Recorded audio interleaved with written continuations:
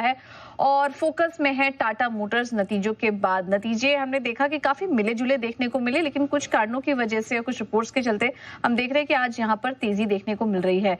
क्या वजह है इस तेजी की और अगली छमाही के लिए मैनेजमेंट क्या गाइडेंस दे रही है, ये समझ लेते हैं। प्रियंका है हमारे साथ पूरी डिटेल्स लेकर। प्रियंका बताइए, टाटा मोटर्स अच्छी तेजी आज देखने को मिल रही नतीजों के बाद, क्या कुछ हाईलाइट्स रहे हैं इस बार रिजल्ट्स में? पूजा बहुत हद तक मार्केट अभी ये मान के चल रहा है कि जितना भी नेगेटिव जो था अब तक वो प्राइस्ड इन है ऑलरेडी। आप देखें टाटा मोटर्स कितना स्लिप कर चुका है, और जितनी भी टैरिफ को लेकर टेंशन थी, टैरिफ को लेकर चाहे पहले यूके से थोड़ा रिस्पाइट जरूर आया, लेकिन अब इंडिया और यूएस के बीच में जेएलआर के बिजनेस को लेकर तमाम सारी बातें बहुत हद तक बाजार मान रहे हैं एक फैक्टर है। और एक और बहुत बड़ा कैविएट है जो हम अपने सेगमेंटल्स में अभी सेगमेंटल जब इसको प्रेजेंट करेंगे तब बताते हैं। पहले तो जो की रहा है वो की टॉप 10 बातें, अगर आप जेएलआर के इस बार के नंबर्स की बात करें, पहले तो कंसोलिडेटेड एबिटा जो है वो टैरिफ के चलते क्लियरली उन्होंने हाईलाइट किया, मार्जिन 14% से घटकर 9.2% रह गए।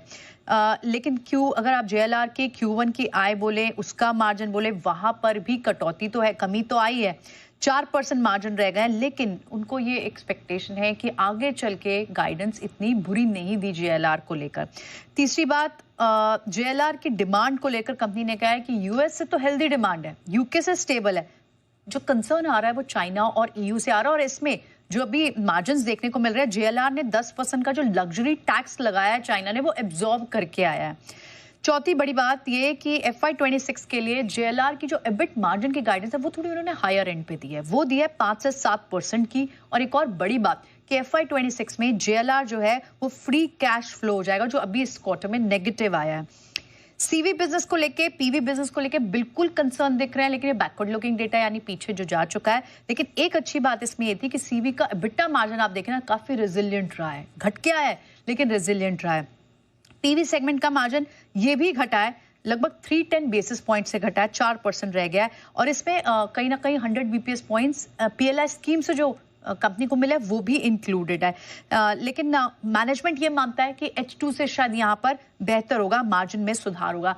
एक पैसेंजर व्हीकल में जो 9th पॉइंट जो मुझे यहाँ हाईलाइट करना था कि उन्होंने क्लियरली बताया कि पैसेंजर ईवी सेगमेंट में उनकी record highest ever monthly sales record हुई है, और आगे भी अभी पुश होगा। स्पेशली हैरियर का उन्होंने हवाला दिया कि उसके चलते और पुश देखने को मिल सकता है। अब जेएलआर के वजह से मेजर इनका जो स्ट्रेस आता था, एक बार के लिए शायद बाजार इस तरह से भी देख रहा है। जेएलआर में अभी एक नए मैनेजमेंट पीबी बालाजी को की नियुक्ति की गई है, वो भी एक पॉजिटिव जरूर है। तो बाजार ने इस वक्त फॉरवर्ड लुकिंग डेटा में जो की पॉइंट्स देखे वो ये कि जेएलआर की मार्जिन की गाइडेंस बेहतर है, बहुत हद तक स्टॉक टूट चुका था, काफी हद तक प्राइस्ड इन है। और तीसरी बात है, फ्री कैश फ्लो FY26 में हो जाएगा। और साथ ही डी मर्जर जो है वो खैर पहले भी ये बात कर चुके हैं, लेकिन उन्होंने अपनी इन्वेस्टर प्रेजेंटेशन में फिर से बोला कि 1 अक्टूबर से, जिसका बाजार को काफी इंतजार है, सीवी और पीवी बिजनेस को डीमर्ज करके अब बाजार देखना चाहता है, वैल्यू अनलॉक हो पाएगी, तो वो जो है 1 अक्टूबर से इफेक्टिव होगा। ये भी उन्होंने अपने इन्वेस्टर प्रेजेंटेशन में बताया। इसलिए आज आप स्टॉक को देख रहे हैं कि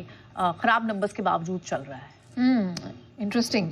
वायदा में भी आज देखा कि टॉप गेनर्स की सूची में आ गया। अभी हमने एक टेक्निकल पर्सपेक्टिव तो लिया, लेकिन जैन साहब आपसे समझना चाहूंगी, जिस तरह अब हमने देखा है कि यहाँ पर मैनेजमेंट की तरफ से जो आगे का गाइडेंस है सेकेंड हाफ को लेकर वो काफी पॉजिटिव नजर आ रहे हैं, मार्जिन्स में सुधार की उम्मीद है, एबिट मार्जिन ऊंचे ही दिए हैं, उसका आउटलुक ऊपर ही दिया, और जेएलआर के लिए गाइडेंस भी इतनी खराब नहीं दिख रही है।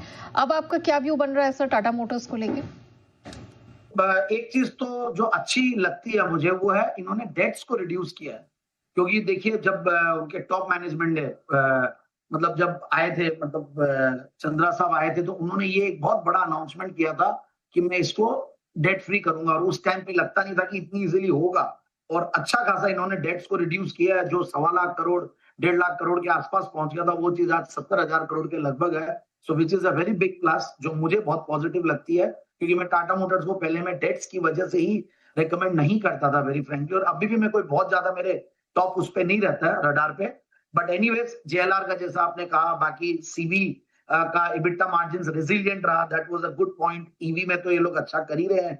फिर जो न्यू लीडरशिप है उसका भी बहुत बड़ा एक पॉजिटिव इम्पैक्ट कंपनी में पड़ता है। जनरली जब भी हमने देखा तो एक अलग नई थॉट, नया विजन, नया एक पूरा वो जोश आता है। और दूसरी तरफ जो डीमर्जर है, which was the very important point, जो कि मैं उसकी वजह से टाटा मोटर्स को थोड़ा लाइक करने लगा ही था, और अभी तक कुछ दिनों से शांति थी, कुछ न्यूज नहीं बन रही थी, बट अब वापस से इन्होंने जब अपना कॉन कॉल में बोला है और अब अक्टूबर से स्टार्ट करेंगे प्रक्रिया, तो I think market will give a thumbs up, and I think उसी चीज का थम्स अप है। बहुत अच्छा खासा टूट चुका ऊपर के लेवल से, डाउनसाइड लगती नहीं है, तो जिन्होंने लिया हुआ है वो होल्ड करें, और जिनको लेना है मेरे हिसाब से वो ले भी सकते हैं। बट चूंकि ऑटो सेक्टर में और भी बहुत सारे विकल्प है, जैसा कि लास्ट टाइम भी जब आपने एक क्वेश्चन पूछा था नेहा जी, तो मैंने मारुति के बारे में कहा था, मैंने महिंद्रा एंड महिंद्रा के बारे में कहा था। सो आई फील कि मुझे ज्यादा वो तो स्टॉक्स बेटर लगते हैं as compare to Tata Motors. But yet Tata Motors जिन्होंने लिया हुआ वो निराश नहीं होना चाहिए। There are good positive